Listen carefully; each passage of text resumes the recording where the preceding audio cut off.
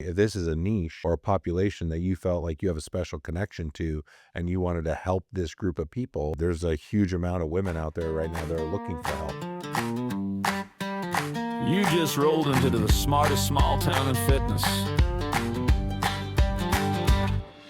Welcome to Smittyville, where the trainers level up. Big reps, big vision, yeah, we're building it up. Smartest small town in fitness. Pull up, lean in, with Mayor Chris Smith and Chrissy Van. A podcast for personal trainers. Let's get to work. What every woman wants, a man talking about their health. Yeah, I was really excited to see the first topic you wanted to riff on today.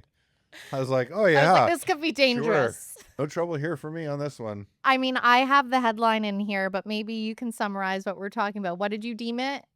Cougar puberty. Cougar puberty. I have seen the memes on this too. Perimenopause and menopause. Now, I'm 39, so if I'm in my social feeds, this is being targeted my way exponentially. Maybe just quantify why you have any semblance of authority to be able to talk about this space. Number one, we're Smittyville, so this is an ecosphere of personal training. So I've trained many, many women in the course of my career, including my lovely wife of over 31 years. And I have 5 children, 4 of which are girls. They're not at that stage. I'm not that old. But yeah, I think I've got a little bit of credibility just based on experience. And so I think I'm certainly coming from the angle of empathy and information versus personal experience. I definitely have not personally experienced perimenopause or menopause and have make no such claims. Yeah, there you go. Girl dadding hard though. And yeah, there's my disclaimer. Yeah, there we go. We have that covered. So people know. But I do know there's really real physiological things happening. So talk us through a little high level of, because we may have trainers that are like, what the fuck? This was not covered in the manual. Yeah, for sure. I think you start with this, and this is something that I tell trainers in general, not even just about this topic, but the human body is the most complex piece of machinery on the planet. So we used to talk about, like, if you're driving on the highway and your car starts rattling really hard and then it shakes violently, and then you look in the rearview mirror and you see this thing rolling down the road and you come to find out that was your back end and your transmission. You're like, well, now what do? Well, you're going to take it to a mechanic. They're going to assess the vehicle. They're going to, this is what broke. This is what's missing. Here's how we're going to fix it. And you fix it. Well, humans were not quite that simple, right? And I think even back to the nuances of my friends feeling this, feeling that, is it this, is it that? It really kind of comes down as the most complex piece of machinery on the planet. Now, that being said, I think the thing that we're seeing right now, back to, the money behind it, is really about big pharma and institutional capital, and these other groups are trying to capitalize it. But then you also say, well, why are they doing it? Well, obvious for monetary reasons, where the money is flowing, right? There's less and less that might start to flow, and they're seeing it as people get healthier on GLP-1s and hormone treatments and therapies, which is certainly part of this dialogue and conversation. These guys got to find a way to make money. And it's not just like it's a pure capitalistic exercise and it's not good for people. No, there's been a lot of advancement in medicine, no different than we've seen in cancer treatments and everything else. We just look at women's health around, perimenopause, menopause. I mean, even was talking with, some different people about this recently that are in the 70 age category. And it's like what was available to them 20 years ago versus what's available now, not just even in the form of treatments, but just information. Yeah, is massively. Completely different. People didn't even talk about it before. It's like same like you've raised daughters, like young girls in periods. Nobody would talk about it. Right? 100%. It was like a shameful thing. Yeah. Versus even just mental health in the men's world, where now men can talk about their mental health. Whereas before, as a man, if you talked about having a mental health issue, people thought, well, that guy's weak or he's this, that, versus no, you're human, right? And this is to be human, right? As a woman, you're going to go through this. It's not really a choice, right? Like you're going to do it, whether you want to or not. It's going to happen to some extent. And so, yeah, I think it's just a real thing. And again, I think the interesting thing, back to the information out there, what I found, back to like the empathetic side, is everyone experiences it differently. And so is there a one size, right size for everyone? No, not in my opinion. Anyone that kind of, I think, advocates for that, I think is maybe not out of touch. Now, if you said, should everyone sleep and not get enough sleep? Should everyone have a certain level of nutrition? Should everyone be doing movement and strength training? Absolutely. Like there are some hardcore ethoses, but if you said from a treatment perspective, specifically around hormonal treatment or hormonal imbalances, because that's really what's starting to happen, right? Back to the cougar puberty. Like in puberty, your hormones are going all up and down and all over the place. And that's what's happening again. And everybody experienced puberty in different ways too. Yeah, and it's not, again, the same for everyone. So then even you just take compound like the menstrual cycle, and just the erraticness of that and how that impacts hormones. And, as you really kind of get into not the peri, but really the menopause kind of stage things, just that whole erratic nature of what that is and what that yo-yo effect of you and your hormonal system can be a real challenge. Back to, talking about moods and how you feel and your energy on a given day, how you show up for your kids or your family or your work. I mean, there's real stuff going on, right? And so, yeah, I just think it's something that it's out there and there's treatments available. There's a ton of information available that anyone can get access to. It's making sure you know how to find incredible information. And so talking about that information highway, because it's exactly that. Clients now are going to be coming in, possibly because they're even entering this chapter. Would it be wise for a trainer to expand their education in this space to better serve their clients? Or why wouldn't standard training really meet people where they're at this point?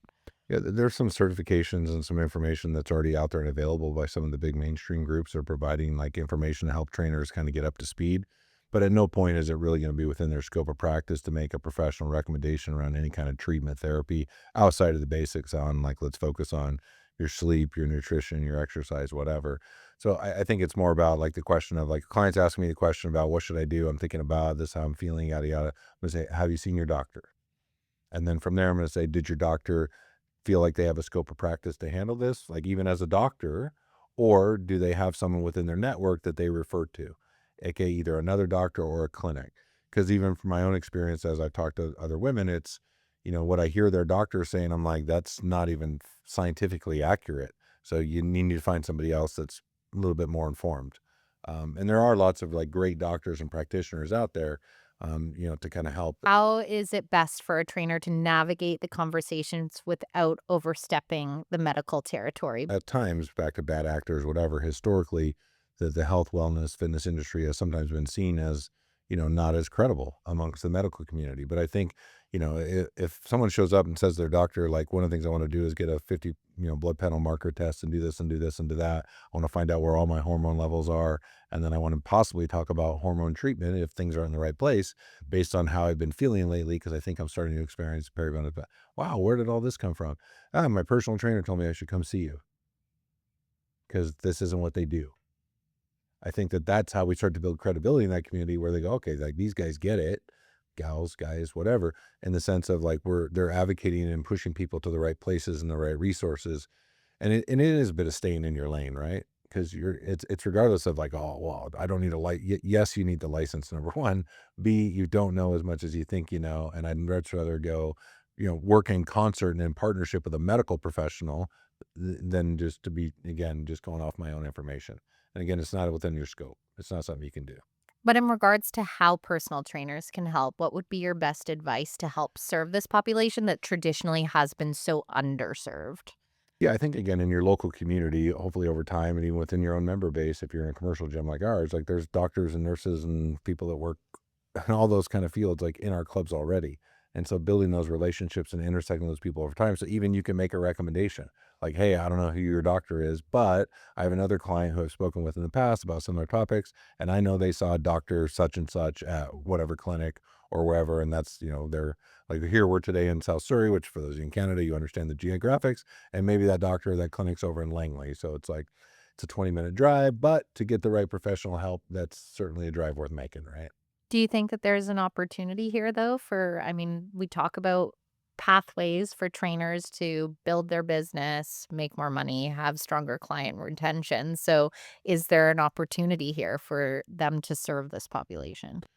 I think in concert back and forth, right? There are some groups out there in terms of, Lifetime makes, the noise around the Mayora clinics and the stuff that they're doing there. And Equinox has some of the stuff that they're doing. So at that super high end of the luxury lifestyle, active lifestyle kind of ecosystem, I think that there is a direct intersection taking place there already. And again, they're employing doctors in their thing. So it's not as if the trainers are the ones doing it. They've got doctors on site that are prescribing and monitoring those programs, right? From a medical perspective. Do I think that like in my business, is it something that we're going to get to right away? I don't think so. Now in the age of AI and telemedicine and whatever else, I have had some of those conversations from a business partnership standpoint so that, again, I can bring in the doctor, if you will, and how does that make sense in a business like mine?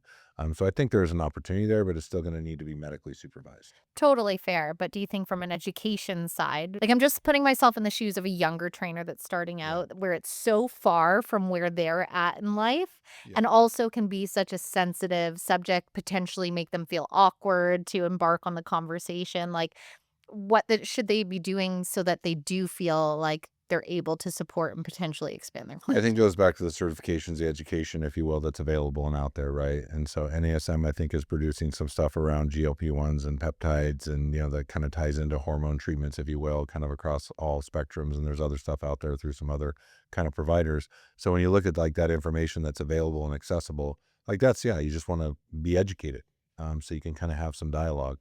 But I mean, the same is true. You can go back again. Been doing this a long time now, right? So you can go back and there was no kettlebell certifications. I mean, we weren't teaching people really how to do strength training. I mean, it was pretty vanilla stuff, 20 years ago from a certification perspective, where you still kind of have those foundational courses, but now you can get very myopic and very specialized on all sorts of different topics.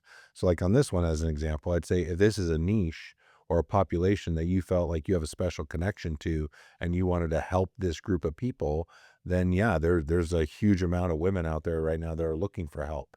And so is it an area you could advertise to? Could you host a perimenopause, menopause clinic at a club? Probably. Would a lot of people show up? I bet they would. And then again, let's talk about here's what you need to do that, again, a trainer can influence in the ecosystem. Because again, if you go to a doctor and you ask them for hormone treatment, they're going to ask you, how's your sleep? How's your nutrition?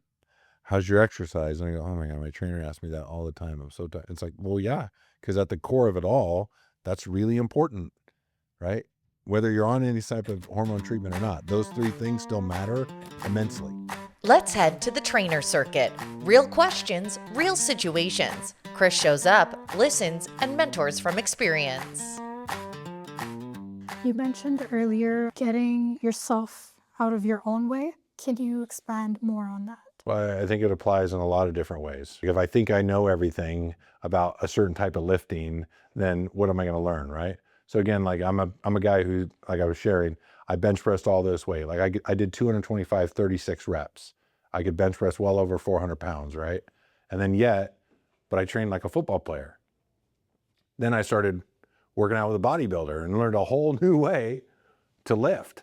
And basically it's like, well, everything I thought I knew, I kind of had to forget because now I'm training like a bodybuilder with that gentleman, Mark, that I was mentioning to you, right? So my whole kind of paradigm changed. I could have said, dude, like, I don't need to bench press with you, dude. Like, I already know enough about bench press. Like, I'm strong as hell. Versus like, no. Like, in fact, I can tell you, the first time we did bench press, he showed me some combos that I still use to this day on people that tell me they think they know everything about chest or bench press, and I smoke them. When I say I smoke them, I'm talking like they're borderline crippled for a week. They're like, bro, like I've never been this sore in my life. I'm like, you're welcome. They're like, what did we do? I'm like, you don't remember what we did? You have the sets, the reps, the rest, like you have the sequence. And so for me, that was part of that mentality. And like I said, getting out of your own way is just being curious and then not just wanting to be coachable, but being coachable or moldable, right? As soon as you think you've learned it all, you're screwed. Before we wrap, we'll leave you with a Smithism, a lesson Chris has picked up along the way. Exactly. Today's Smithism for you, Chrissy, is it's really what we've been talking about, I guess, just in a roundabout way. So just kind of summarize it, which knowledge isn't power. The application of that knowledge is. And so again, it's like, well, I read this, I know this, I know this, I know that. It's like, great. So are you doing it?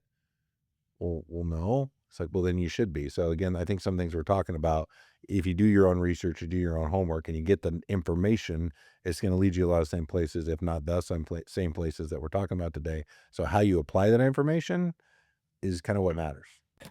That's today's Smithism. Chris Smith is the mayor of Smittyville, and I'm Chrissy Van, your town correspondent. This is the smartest small town in fitness. We'll see you back here every other week.